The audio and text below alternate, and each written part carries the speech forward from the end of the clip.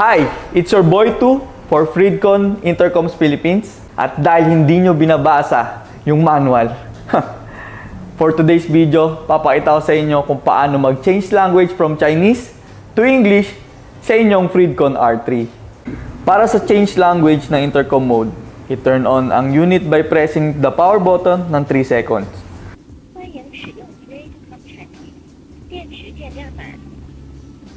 Once na ang unit ay bumukas, press ng sabay once ang multifunction at power button. Para naman sa change language sa camera mode, i-turn on ang camera mode by pressing the Freedcon button. Once na bukas na ang camera, press ng sabay ang Wi-Fi button at Freedcon button. Ganun lang kadali guys ang mag-change language para sa inyong Freedcon R3. Para sa complete Freedcon Intercom tutorial, check Freedcon Intercom's YouTube channel, at para naman sa technical warranty support, visit lang kayo sa Freedcon Philippines Service Center. Again guys, it's your boy 2. Hey! For Freedcon Intercoms Philippines, make your riding more fun.